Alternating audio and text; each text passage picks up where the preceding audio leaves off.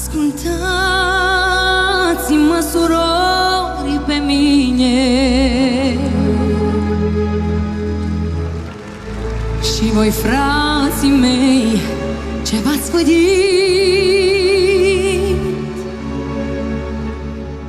E păcat, nu-i drept, nu este bine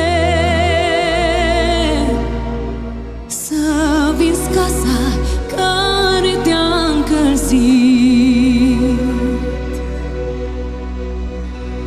Casa părintească nu se vinde, nu se vinde pragul părintesc.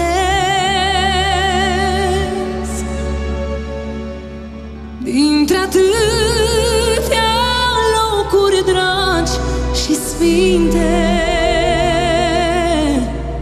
ochii mamei încă ne privesc.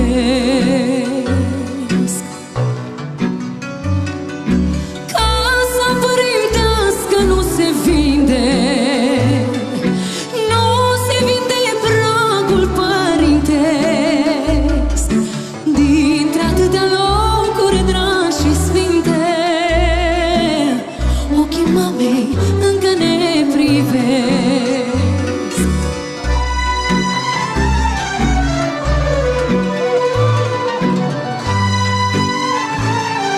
Dar acum aș vrea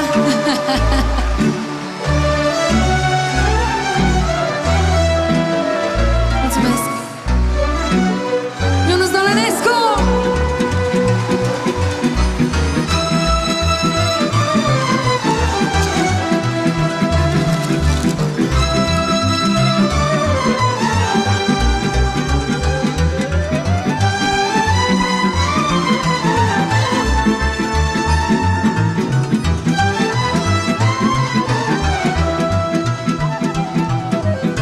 Și de-ar vinde-o cineva vreodată și ar pune și ferestre noi, de-am trece pe lângă ea vreodată, s-ar uita ca la străini la noi. De-am trece pe lângă ea vreodată, s-ar uita ca la străini la noi. Casa părintească nu se vinde, nu se vinde pragul părintesc. Din atâtea locuri dragi și sfinte, ochii tatei încă ne privesc.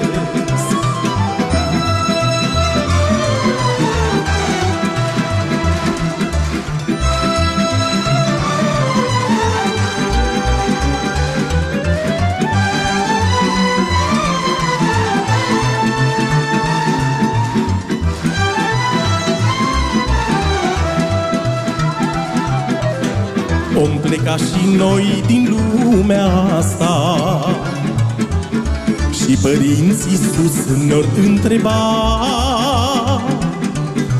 ce mai face casa lor cea dragă? Cine are azi grijă de ea? Ce mai face casa lor cea dragă?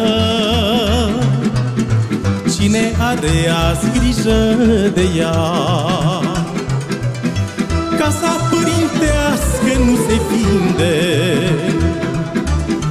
nu se vinde pragul părintesc. Din atâtea locuri dragi și sfinte, ochii mamei încă ne privesc. Nu se vinde casa părintească, unde mergi de Paște și Crăciun. Noi trăim în legea strămoșească. Doamne, ai Tu milă de român. Noi trăim în legea strămoșească.